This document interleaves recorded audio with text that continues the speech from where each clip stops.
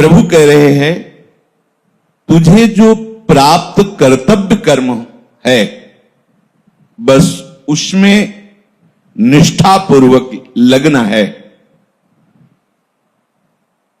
तुम्हारा अधिकार कर्तव्य कर्म करने में है,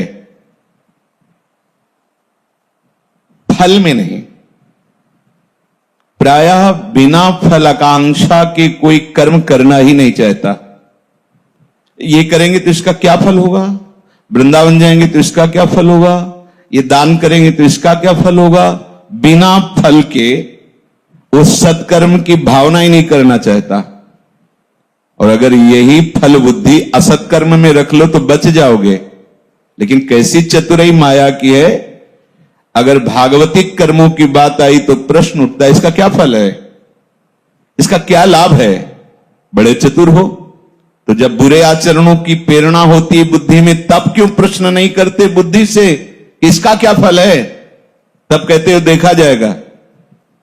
तब तुम्हारे अंदर निश्चिंतता होती है कि नहीं नहीं अभी तो मैं इस भोग को भोगता हूं, परिणाम फिर क्यों नहीं तुम्हारे हृदय में स्फुरित होता कि ये जो हम बर्ताव कर रहे हैं शास्त्र विरुद्ध इसका क्या फल होगा।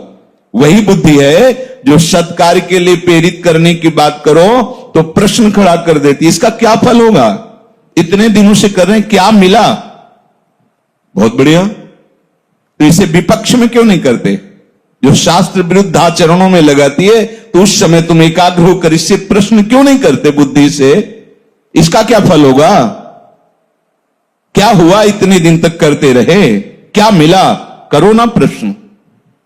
तो हमारी उल्टी बुद्धि है। जब हम भगवत कार्य के लिए गुरुजनों के द्वारा संत महापुरुषों के द्वारा शास्त्र के द्वारा प्रेरित किए जाते हैं तो बुद्धि प्रश्न खड़ा कर देती इसका फल क्या होगा। और जब यही बुद्धि असत कार्य के लिए प्रेरित करती है तो आप बेपरवाह रहते हैं। उल्टा हो जाए तो परमार्थ के पथिक बन जाओगे।